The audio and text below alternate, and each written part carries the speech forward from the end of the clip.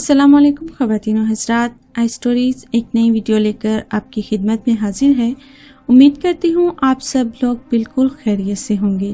ख़वातीन और हज़रात, आज एक मियाँ बीवी की मोहब्बत की खूबसूरत सच्ची कहानी आपसे शेयर करने जा रही हूँ। उम्मीद है वीडियो आपको पसंद आएगी। वो अपने शोहर को प्यार से देख रही थी।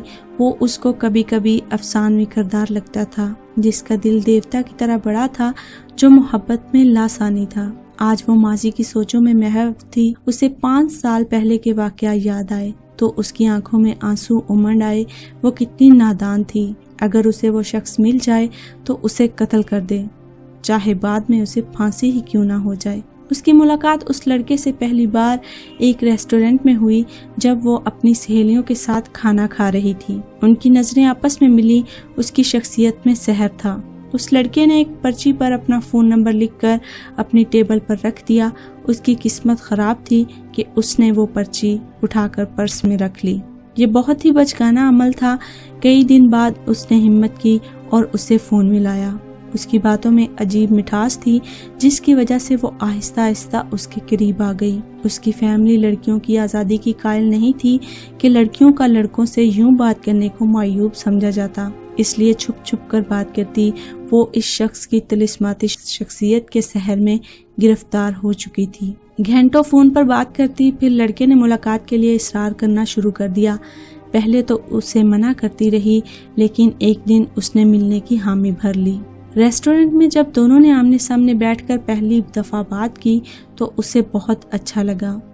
फिर ये सिलसिला चलना शुरू हो गया। हफ्ते में एक दिन मुलाकात ज़रूर होती थी। उसकी आंखों से फिर आंसू उमड़ आए।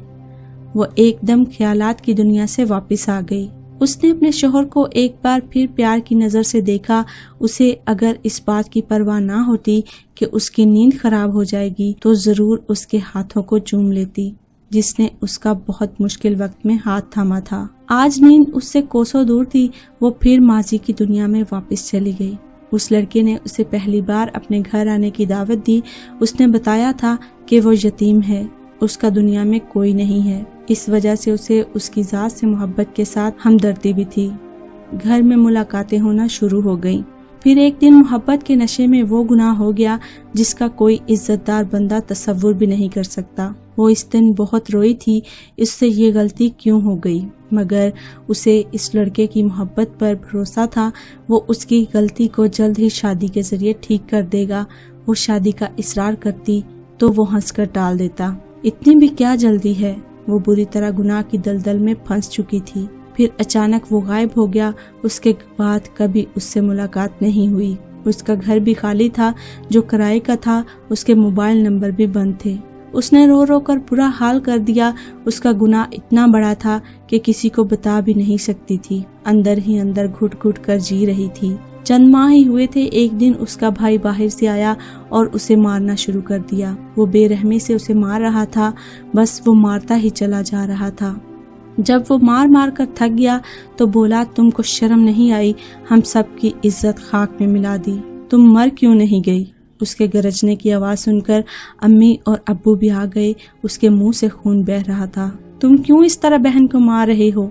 तुमको शर्म नहीं आती? माँ ने उसका सर अपने सीने से लगाते हुए कहा। भाई बोला, शर्म इसको नहीं आई, किसी के साथ मुंह काला करती रही। भाई की ये बात सुनकर उसके पैरों तले से जमीन निकल गई कि भाई क्या कह रहा है। फिर उसे पता चला जिससे वो मोहब्बत करती थी, जिसको उसने सब कुछ दे दिया, वो फिरौन सिर्फ इंसान था। वो एक भेड़िया था जो शिकार करता था। उसने खुफिया कैमरों के जरिए गुनाह के मनाजर को महफूज करके चंद पैसों के लिए इंटरनेट पर फरोख्त कर दिया। उसका पेशा यही था। ऐसी जिल्लत की जिंदगी से अच्छी मौत है। उसने जहर खा लिया, मगर अल्लाह को कुछ और ही मंजूर था। उसको बर वक्त हस्पताल पहुंचाया गया, जिससे उसकी जान बच गई। घर वाले उसके बाद वो इलाका छोड़कर नए इलाके में शिफ्ट हो गए। एक दिन उसके वालिद ने बताया, एक रिश्ता है, माकूल लड़का है, अच्छी जॉब करता है, कल लड़के वाले देखने आएंगे। लड़के वाले आए और उसे पसंद कर गए, मगर वो खुद दिल से मुतमईन नहीं थी। उसे सच बताना था। उसने किसी तरह लड़के का नंबर लिया और उससे बात की। उसने सब कुछ सच सच बता दिया। उसने सारी बातें सुनने के बाद खुले दिल से उसको कबूल किया। اس نے زندگی کے کسی موڑ پر بھی اسے اس بات کا تانا نہیں دیا، بلکہ اس نے اس کی سوچ سے زیادہ اس کا احترام کیا اور پیار دیا۔ تم ابھی تک سوئی نہیں؟ آرام کرو۔ اس کے شوہر کی آنکھ کھل گئی۔ جی میں بس سونے لگی ہوں۔ اس نے سائیڈ پر رکھے ٹیبل لیمپ کی لائٹ بجھا دی، مگر ماضی کی سوچیں اس پر حاوی تھیں۔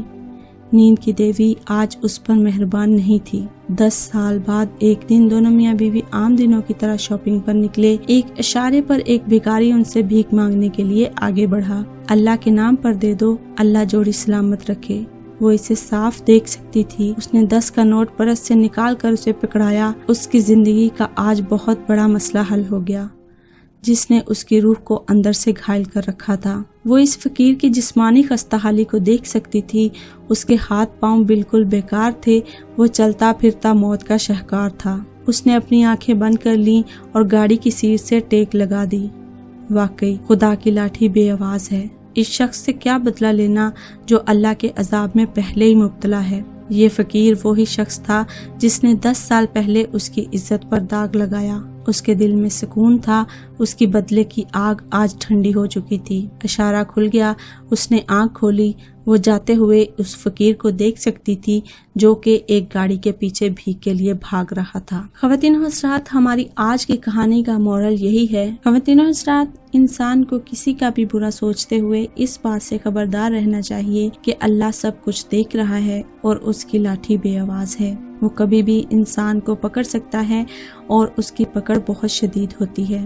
اور ہماری بہنوں کو، ہماری بیٹیوں کو اللہ تعالیٰ حیا اور شرم عطا فرمائیں اور انہیں اپنے ماں باپ کی عزت کو محفوظ رکھنے کی توفیق عطا فرمائیں۔